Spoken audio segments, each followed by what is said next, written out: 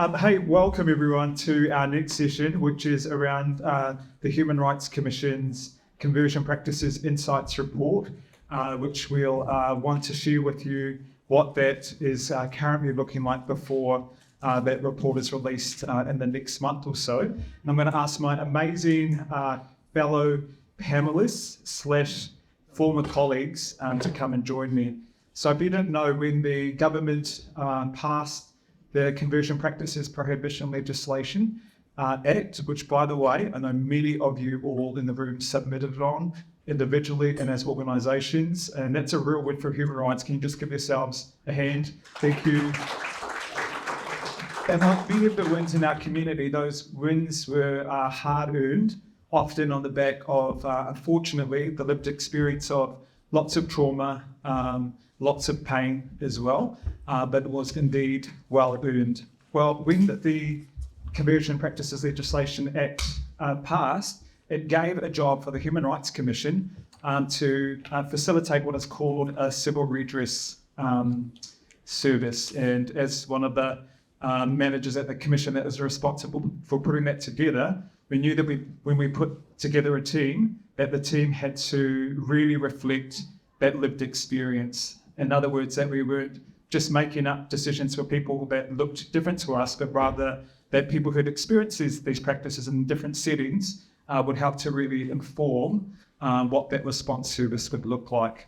So I'm going to introduce these people in a moment, but I want to introduce one of our colleagues in the audience who was a part of that team as well. Her name is A-Rob, or Anna Robinson over here. Just give her a wave. She's awesome at it. So cool. So thank you, Anna.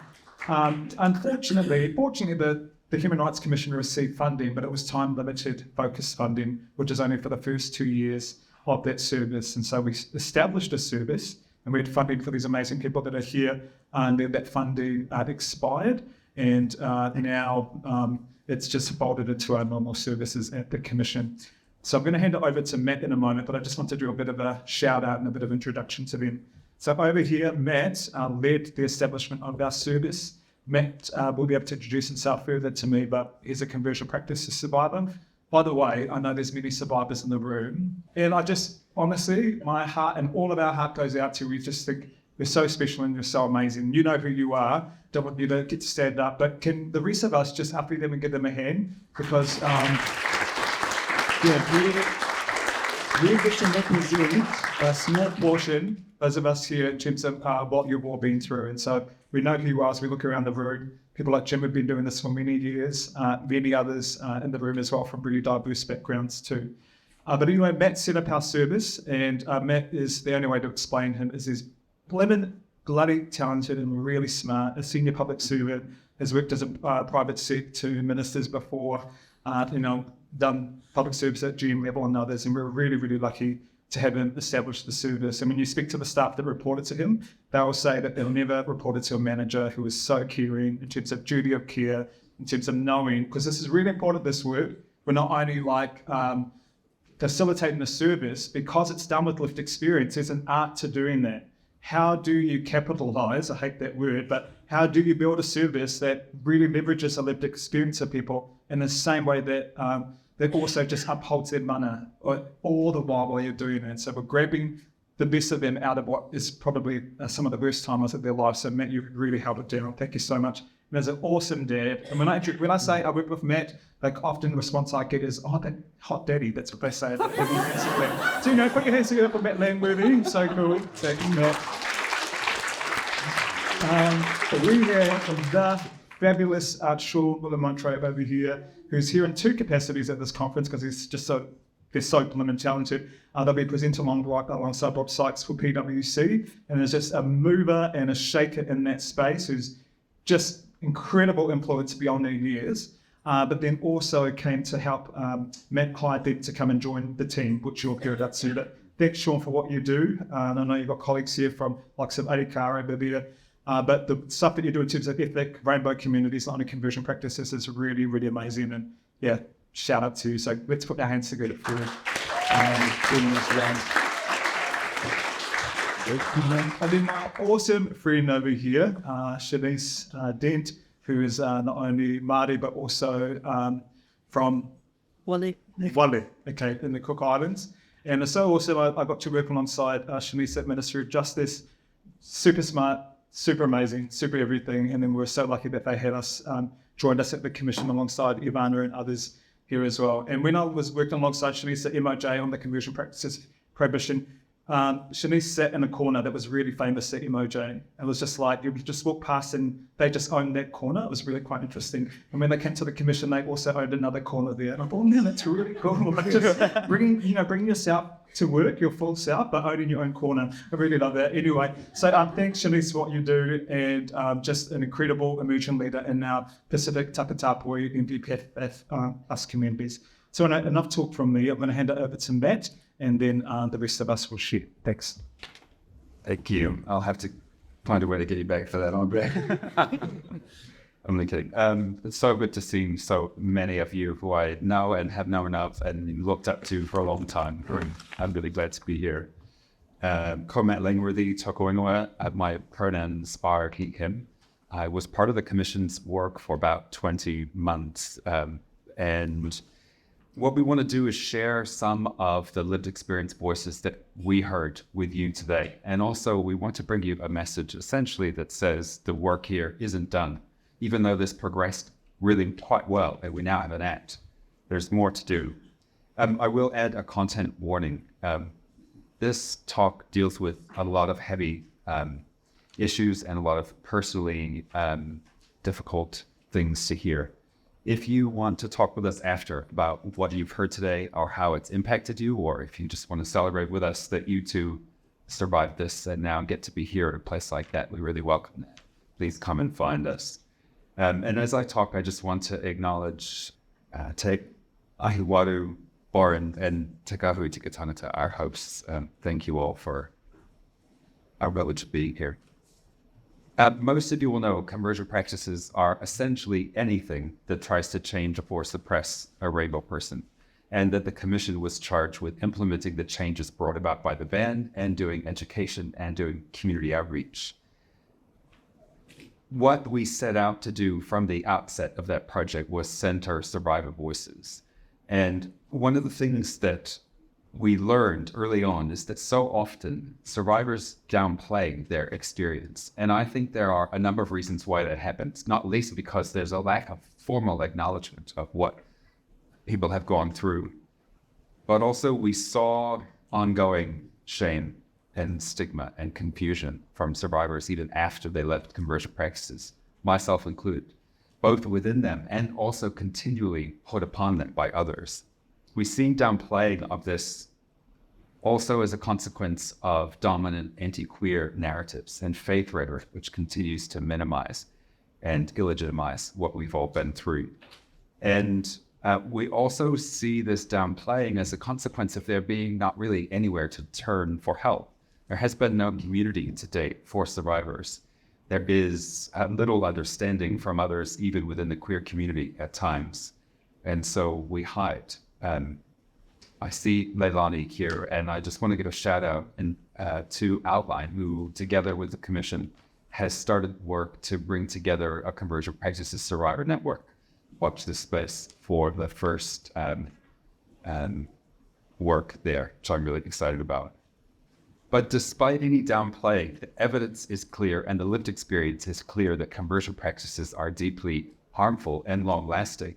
And unequivocally, that reaches the threshold and is at a scope, at a level that is a human rights issue globally. There are at least 15 different acts, covenants, codes, conventions, and more that make up a strong international legal framework that protects the enjoyment of our rights that conversion practices breach. Things like the right to freedom of discrimination, the right not to be deprived of life, freedom of expression, to health, to be free from torture, the rights of Indigenous people, and the rights of the child. And conversion practices are also a clear breach of Te Tiriti o Waitangi, pardon my American accent. Article 2 provides Tino Rangatiratanga Bover Tauma, Takatabui identities and traditional values and conceptions of sexual orientation, gender roles, identity and expression, and sex characteristics are tauma. Tino Rangatiratanga gives Māori authority and autonomy to maintain and build their own culture and identities. But in conversion practices, this was not upheld. Article 3 provides equality of access to protection by the Crown, an active responsibility on the Crown to protect all Māori human rights and to ensure Takatapui Māori are free from discrimination. This was not upheld. And Article 4 guarantees freedom of religious and spiritual customs. This should have protected the ongoing roles of Takatapui in Māori communities, and this too was not upheld. During the course of our 20-month project, we reviewed local and global evidence about conversion practices, and we found what we suspected was the case all along, and that was that the experiences of transgender and non-binary survivors and the people of color are significantly underrepresented. And so for this reason, the Commission's project from the outset intentionally prioritized Māori, Pacific, ethnic, trans, and non-religious experiences. And soon Shawn, Shanice, and Andre will carry the bulk of this presentation and share from those stories that we heard. I want to share two things as I close this bit of context. We heard from survivors that the impact of conversion practices in their lives was devastating and long-term and compounded as people spend years or sometimes decades stuck in these practices. Despite being a team here with nearly 50 years of our own experience of conversion practices, the scale of harm, the unusually long-term nature of it was shocking to us, confrontive. This harm included both visible and the expected impacts, and also those that still remain silenced in a shroud of shame, particularly where conversion practices had been or became self-led in a person's life. But of more significance, the thing I most want to share with you is that the survivor community left us deeply impressed. It is diverse and beautiful and represents every corner of our rainbow community. Survivors we talked to not only possessed incredible resilience and courage that you would expect from having gone through this and overcome it, but also displayed a unique clarity of mind, a wisdom shaped by having endured what must be one of life's cruelest trials.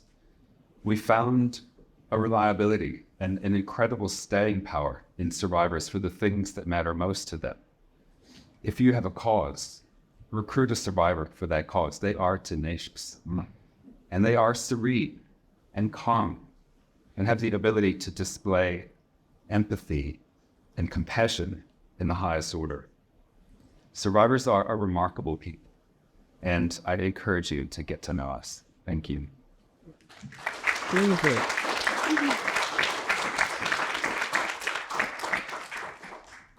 I get really nervous, so I have support here. So, kia ora tātou katoa, ko pukapuka te rohe kāinga, ko loto te pākainga, ko te whare māmoa, te whare tūpuna, ko matsiki te mana tūpuna, he Pākehā tupu māma engari no tainui te iwi, ko Shanice tupu ingo. As I speak about Māori and Pacific experiences of conversion practices today, I want you to remember that conversion practices and its harmful ideology are an import to the Pacific. There is no evidence that conversion practices existed in Aotearoa or the wider Pacific before colonization and missionization. However, there is evidence all over the Pacific that show Takatapui, MVP, FAF+, and LGBTQIA+ whānau are loved, valued, and respected. Our Māori and Pacific survivors see conversion practices as a reversal of this. One finding in our work I want to focus on is how conversion practices can lead to the destruction of family structures. They have led to our Māori survivors being excluded from their whānau and thereby losing access to language and culture. The fallout of conversion practices goes beyond the individual and impacts the wider whānau, undermining Manaaki and its relationship to whakapapa. Parents of Takatapui children face challenges associated with racism, homophobia, and transphobia when raising their children. Some have been subjected to threats to the custody of their children and rejection by whānau members and others. The effect conversion practices has on Māori whānau is one of separation, destruction, and devaluing. These inextricably linked aspects of our identity are made vulnerable, and where one part falls, so too does the other. The psychological impact of this is devastating and long-lasting. Conversion practices have come about through conversion ideology that was systemically introduced to our laws and further solidified by culture and faith as time has progressed. So where do we move from here? In our work, we also heard from survivors about what they see needs to happen to move away from conversion practices. Decolonization and the restoration of tino rangatiratanga are words that can describe what was said. Often what this looked like was much the same as our mana whenua and Dr. Elizabeth Kirikiri described earlier today. It was education on and adherence to traditional values that our tupuna paved the way with. And it was the fostering of inclusive whānau and community spaces. For our Pacific survivors, family, cultural, and religious pressures for conversion practices overlap. Accounts of conversion practices were often tied to their religious beliefs and a desire to live how they have been told God wanted them to. This was often compounded with wanting to be a good child, sibling, or family member, and not bringing shame to everyone through their rainbow identity. Normally, family, culture, and religion are aspects of life that help Pacific people prosper and find community and support. Conversion practices reverse this and turn these factors into harm. Survivors spoke of the threat of isolation, fear of rejection, and abandonment from their families. To move forward, Pacific survivors reiterated the importance of reclamation culture that was lost to fundamentalism in their faith. However, it is important to note that the way forward was generally not seen through rejection of that faith, but instead through the strengthening of culture and an accepting of faith together. The end of conversion practices for our communities was seen in part through reclamation of culture, whether that's through reevaluating fundamentalism in our faith or through rejecting colonial imposition of indigenous identities as something that differs from island to island and hapu to hapu. They must be at the forefront of the course going forward. Whilst we're not homogenous in our views of the way forward, there is certainty that we have, and that's that we must move forward and leave conversion practices behind. Done, good.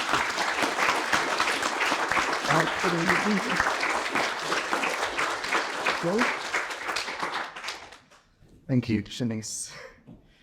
I want to echo something Matt said earlier about all of us being survivors of conversion practices and the beauty of working in that roku. Just the fact that I did not have to spend time over-explaining or defending my intentions was so alleviating, and it just allowed myself to add my true, authentic value to what we were doing. So thank you for that. Our insights on ethnic communities' experiences with CP were gathered by group discussions, meetings, 2 BIPOC and ethnic survivor wānanga, one-on-ones Kāhui with survivors, extensive desktop review over 2 years, and engagement with the wider rainbow community, and also allies with lived experience with migrant experiences. We learned that conversion practices in ethnic spaces do not present as a big event as such. It's more subtly set into what we know now as cultural practices. I intentionally say what we know now, as these cultural practices have iterated itself over centuries while embedding it in harmful, oppressive practices that colonialism had on our cultures from back in the homeland that spanned those within the ethnic community minority in Aotearoa. So unfortunately, this has a consequence that shows up with the rhetoric of rainbow identities as not our culture, which we heard quite a bit within engagement. Not our culture was a common term we heard, and it's come from red white identities are seen as a Pākehā problem within a considerable amount of our ethnic spaces. For our ethnic CP survivors, the bill that passed last year has also given us a form of protection of our experience and a chance to empower ourselves with labeling the harm we went through. Because personally, I didn't see my experience as CP until I had the access to the language that came from the lead up to the bill and also passing. as CP efforts present as a dynamic and very complex intersectional experience for ethnic communities. And having the ability to recognize it lifted a big veil on these experiences. Being in this ropu, I was talking about my personal experience, obviously, and I realized a lot of my experiences as a child were CP, which I thought was very normal. So it also helped me educate me on my growing up. And most of the experiences being after I moved to Aotearoa with my whānau in 2008. Another consistent insight that was ethnic survivors shared that they still yearned that connection back to their culture after leaving spaces of harm. Where some also shared it was easier said than done to leave these spaces of harm as religion, culture, and family practices are so tightly interwoven. This weave is made up of indigenous cultural practices infiltrated by oppressive colonial interventions, all while attempting to assimilate into Pākehā majority culture in Aotearoa. To boil it down to a scenario, I'm going to give my family's example. You take a family of 4 who have moved to Aotearoa.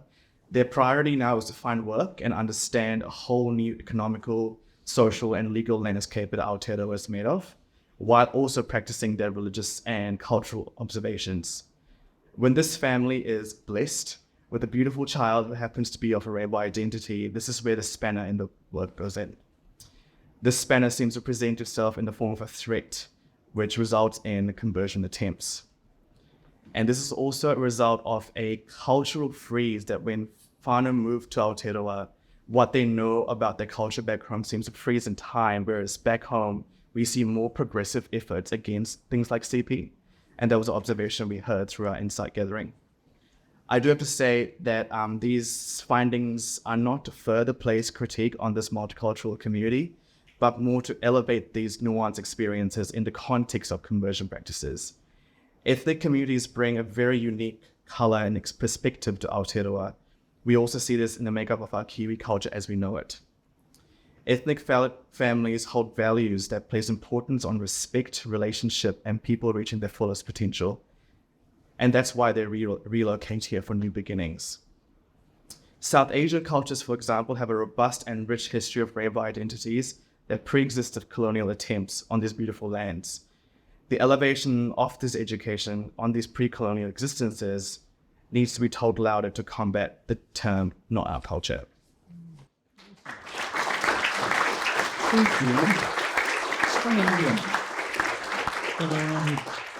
Thank you. Thank you, everyone. It's just very humbling, I have to say, to, Matt talked about the grace by which survivors move through life and process this trauma that has happened to them, but in a way that can hold the space for others. And one of the things I'm really proud about the report once it's finally released is how sophisticated and nuanced it is. It is how we straddle those spaces of the people that love us the most and we love the most can also be the very same people that can harm us the most as well. I mean, at the settings that we look to when wider society, government services can't help us, when it is community, when it is faith places that can help us in one respect of our life, and the other respect of our life, they also harm us as well. So this is what this report does, in my view, so wonderfully. And I think that's a lens that you get from the lived experience, that you don't just make some trite sort of comparisons. You don't just say throwaway statements at all. It really just shows how nuanced it is and how person-centered it is. So thank you to each of you. I'm going to hand it back to Matt, who's going to facilitate a Q&A soon. But one of the things that the report does is it makes 31 different recommendations for a number of different settings. So from government to community, even to the rainbow community. One of the things it does say that Matt actually referred to is that many people who've survived conversion practices, as they're wishing to exit conversion practices, particularly faith or religious setting, that as they're looking to find home, for instance, in the wider rainbow whānau, that they might find that that transition can be quite tough and quite hard, because other members of the rainbow whānau might see that desire to continue to have a faith or a spirituality, sometimes seen as complicit with, I suppose, the oppressor. And so those are the distinctions that this report picks up. By the way, just want to do a bit of shout out to the Mananangi report, which was launched last week in Auckland. Many of you were here. Yeah, awesome. And they find in their report actually that not only do Pacific people experience conversion practices, so that's one thing, that it's a high percentage, But then furthermore, that Pacific people still, rainbow people who identify as rainbow, still want to still identify in terms of their religious or their spiritual sort of whakapapa. At the same time, also recognizing how harmful that has been to their own identity. So those are the sort of intersections that good research like that and what we're trying to produce over here does. Lastly, there's just a couple of things. There's 31 recommendations, but there's just 2 that I sort of want to tease out today in terms of very high-level thematic ones. And it would be really interesting to get your feedback on those. One of the things that we're sort of grappling with as we finalise the report is a couple of areas. Number one, around this. So this is just, we're just trying this out and we're just testing this. For many of us, we talked about how family can be a protective factor for us, but it can also be a risk factor. So what if this as an idea that conversion practices must be categorised as a form of family violence? As such, whānau ainga family settings must be supported to facilitate respectful conversations about sexuality and gender with their rainbow members in environments where they're affirmed and free from conversion ideologies and ensuing violence. The reason we raise that is because some of the opponents to the conversion practices legislation, there was this narrative that really was out there to say that if the act passed, that there would almost be these adversarial conversations that parents had to have with their children to sort of like stop them either from going on puberty blockers or sort of asserting who they are. And in the space of it, we come from families that really love us, but this idea of family violence does seem pretty full on. But in fact, as you start to hear the experience of conversion practices survivors, that there's a really long tail, often done to them by their own family members. But we're unsure whether people who've survived conversion practices would feel okay to say that their families who they really love are places of family violence. But then you look at other areas in terms of like mental health, stigma and discrimination. Often we know that in that setting, it can often be the ones that love us the most. It can sometimes also be causing the same harm. And some of the presentations we're reading from Lewis and Elizabeth. So it's just one thought, putting that out there. And the other thought was in places where conversion practices occur, or people are susceptible to conversion practices, that need to have decolonizing activities and conversations. So there's a constant theme, even though we've got Tangata who are indigenous to New Zealand, who experience colonisation, that you will see in the conversion practices, wider whānau, those who have experienced it, that many of us come from our own countries, but have also experienced colonisation and the effects of missionisation there. So that's a recommendation that we might do there in terms of how can we have decolonising activities in conversations as well. So anyway, would love to hear your thoughts on all of those. And just want to acknowledge, Dr. Elizabeth Kiri here as well, who's petitioned with the Green Party and others, on top of many other activists that we're here as well that really help push that through. So thank you. I think back over to Matt now. Happy to take questions if there are any. How's compliance with the new laws being monitored within religious organisations, and what measures are in place to ensure that these practices are being policed and prevented? Thanks, Charlie, for the question. It's short-sighted that the government's funding only lasted for 2 years. And the reason I say that is because there's such a long tail in terms of conversion practices. I think our work revealed that many people who come to learn about conversion practices, as they're learning about it, they're like, I experienced that. And I think that while we only had funding for 2 years to do that, that as this is becoming more of a public conversation, as more education is happening there, as more people are appearing in the media to talk about it, that more people are realising it's happened to them. And I think the same thing is happening in the religious circles as well. To give you an example, like I spoke at a conference earlier this year where I was invited to speak on behalf of the Commission about conversion practices. A year ago, that same conference basically had a lawyer that was telling them how they could do what they were doing without breaking the law. So that's not a criticism of them. The fact that I was there a year later to talk about the legislation is a really good win, but it actually shows the shift that happens. And the more we talk about this and the longer time goes on, the more we're going to see the change. And it's unfortunate because the Commission just isn't resourced to have the face-to-face conversations that we need to have. And trust me, when these guys go out, they're amazing. And we have people come up to us all the time just talking about it. So I think there's one thing about permission, having permission to talk about it. And then as that permission happens, then people get less scared of it, including those that oppose the legislation. So It's hopeful, that's all I'll say, but there's a long way to go, and without sustained resourcing, it just can't happen. By the way, that's another recommendation to government.